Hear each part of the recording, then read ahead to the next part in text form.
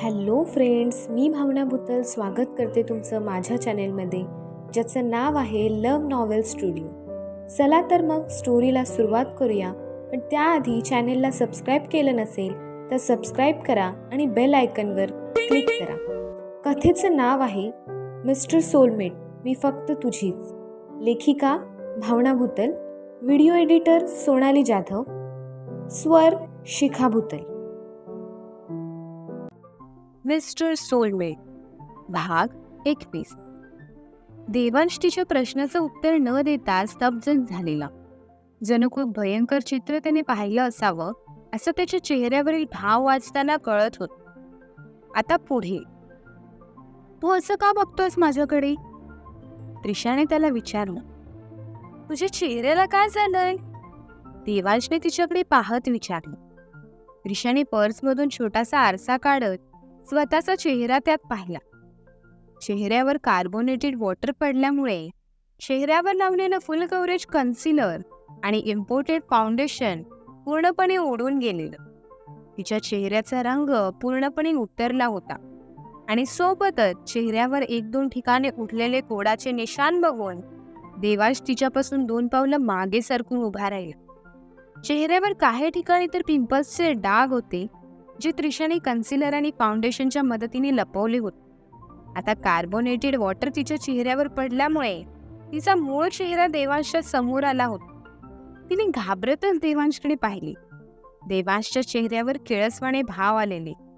अविरासारख्या अप्सरेला सोडून आपण अशा मुलीसोबत स्वतःची रात्र रंगीन करत होतो याचा संताप देवांशला होऊ लागला.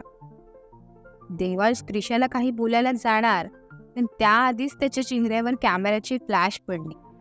नजरेसमोर हात धरत आपला फोटो कोण काढतोय हे तो पाहू लागला. 20 ते 25 न्यूज रिपोर्टरचा घोळका त्याच्यासमोर होता, जो त्याचे त्रिशासोबत फोटो काढत होता. सर, आम्हाला आत्ताच अशी खबर मिळाली आहे की तुम्ही तुमच्या पहिल्या पत्नीला डिवोर्स देत आहात आणि त्रिशा गायकवाड सोबत लग्न करणार आहात. त्रिशा गायकवाड तुमच्यापासून प्रेग्नेंट सुद्धा आहे. पहिल्या बायकोपासून वेगळं होण्यासाठी हेच कारण होतं का? एका न्यूज रिपोर्टरने देवांशसमोर माईक पकडत त्याच्यावर प्रश्नांचा पाऊस पाडायला सुरुवात केली. देवांश दीक्षित हे नावच जगभरात इतकं प्रसिद्ध होतं की त्याला मिळालेल्या प्रसिद्धीमागे त्याच्यावर जळणारे आणि त्याच्या प्रत्येक गोष्टीवर पाळत ठेवणारे भरपूर जण होते. त्यापैकीच एकाने मीडियाची गर्दी त्याच्यासमोर आणून ठेवली होती. त्रिशाचा निस्तेज आणि कुरूप चेहरा अचानकपणे समोर आल्यामुळे देवांश आधीच गोंधळून गेला होता. त्यात मीडियाची गर्दी बघून तर त्याला घामच फुटला. पंजा स्वतःच्या चेहऱ्यावर नेत त्याने मीडियासमोरून पळ काढणं उचित समजलं. देव, त्रिशा देवांशला आवाज देत होती. काही मीडियावाल्यांनी तिचे निस्तेज आणि कुरूप चेहऱ्यासहित फोटो काढायला सुरुवात केली. देवांश दीक्षित तुमच्यासोबत लग्न करणार आहेत का, की ती एक अफवा होती? एक न्यूज रिपोर्टर त्रिशाला प्रश्न करू लागला. मीडियाच्या प्रत्येक प्रश्नाला ती टाळू लागली. 2 पावलं ती पुढे जाणार, पण तोच एक न्यूज रिपोर्टर म्हणाला, ह्यांना बघता देवांश दीक्षितच असल्या मुलीसोबत अफेअर नसतं. कशा दिसतायत या मॅडम? जर देवांश दीक्षितच या मॅडम सोबत अफेअर असतं तर ते त्यांना घेऊन पण गेले असते ना. आपण उगाच आपला वेळ या मॅडम मागे घालवतो. न्यूज रिपोर्टरना सुद्धा राजकारणी वक्तव्य करता येतं आणि त्यांच्या राजकारणी बोलण्यात त्रिशासारखी मूर्ख लोक सहजच फसतात, कारण त्यांच्या दुखऱ्या नसेवर बोट ठेवलं असतं. देवांश दीक्षित माझ्यासोबतच लग्न करणार आहे. मी त्याच्या होणाऱ्या बाळाची आई आहे. गेले 4 महिने आमचं अफेअर सुरू आहे. देवांश दीक्षित लवकरच त्याच्या बायकोला डिवोर्स सुद्धा देणार आहे. त्रिशा चिडतच म्हणाली. कधी लग्न करणार आहात तुम्ही? त्रिशा आपल्या प्रश्नाची उत्तरं देते हे बघून मीडियावाले एकामागोमाग एक प्रश्न त्रिशाला करू लागले. लवकरच करू, त्रिशा उत्तरली. म्हणजे देवांश दीक्षित त्यांच्या पहिल्या पत्नीपासून विभक्त होण्यासाठी तुम्हीच कारणीभूत आहात का? मीडियातून एक प्रश्न तिच्यावर येऊन आदळला, ज्याने तिचा पूर्ण चेहरा सफेद पडला. मीडियावाल्यांच्या गर्दीतून वाट काढत स्वतःचा चेहरा लपवतच तिथून जाऊ लागला.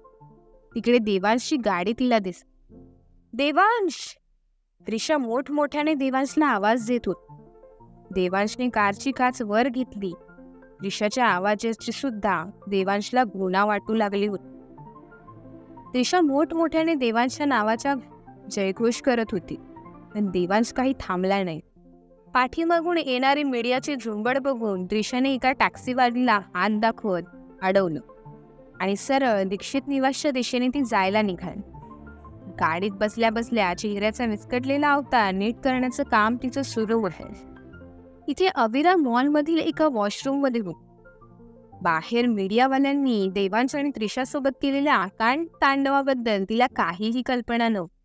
चेहऱ्यावर वारंवार पाणी शिंपडत ती डोळ्यांतून येणारं पाणी लपवत होती. देवांश आणि त्रिशा समोर आता ताकदवर आणि आपण निर्भयी बनलो आहोत असे तिने दाखवण्याचा प्रयत्न केला होता, पण स्वतःला ती खूप एकटं समजत होती. जवळपास 15 मिनिटं तरी उलटून गेली असे तरी तिचं चेहऱ्यावर पाणी शिंपडण्याचं काम सुरू होतं. बॅगेतून मोबाईलची रिंग वाजली. चेहरा पुसत तिने बॅग हातात घेतली आणि त्यातून मोबाईल बाहेर काढला. Mister soulmate. मोबाईलवरील नाव वाचून चेहऱ्यावर हलकसं तेज उमटलं. हॅलो, दबक्या स्वरातच तिने म्हटली. माझी मम्मी मला नेहमी सांगते, आयुष्यात अशा लोकांसाठी कधीच वाईट वाटून नको घेऊस ज्यांना तुला वाईट वाटल्यावर फरक पडत नव्हता. मुळात वाईट हा शब्दच खूप वाईट आहे, ज्याला आपलंसच करू नये. मिस्टर सोलमेटचे हे शब्द अविराच्या जखमी हृदयावर मलम फिरवून गेले. मिस्टर सोलमेट तिच्याकडून उत्तराची वाट बघत होते, पण ती शांत बसून म्हणाली, माझं एक छोटंसं काम होतं तुझ्याकडे, करशील का? मिस्टर सोलमेटने तिला विचारलं. कोणतं काम? अविराने लगेचच त्याला विचारलं. माझ्या ना एका स्पेशल फ्रेंडचा बर्थडे आहे, मला तिच्यासाठी गिफ्ट घ्यायचंय. मिस्टर सोलमेटने तिच्यासाठी या शब्दावर जोर देत म्हटलं. तेव्हा अविराच्या हृदयाने धडधड करायला सुरुवात केली. तिच्यासाठी म्हणजे कोणासाठी? घाबरल्यामुळे अविराची थोडीशी बोबडेच वळली होती. माझी दुसरी मम्मीच समज. मला ना गिफ्ट घ्यायचं कळत नाही ग. आज सलोनी वहिनी सुद्धा बिझी आहे, नाहीतर मी या सगळ्यांसाठी तिच्याच मागे लाग. पण तू माझी हक्काची असताना मला तिला त्रास नाही देत. तू प्लीज काहीतरी दे. मिस्टर सोलमेट म्हणाला. नकळत का होईना त्याने त्याची स्वतःची छोटीशी ओळख अविराला करून दिली होती. सलोनी हे नाव कुठेतरी ऐकल्यासारखं वाटतं, पण कुठे? अविरा स्वतःशीच पुटपुटली आणि विचार करू लागली. तुला नाही जमणार का? अविरा काहीच बोलत नाही हे बघून मिस्टर सोलमेटने तिला पुन्हा प्रश्न केला.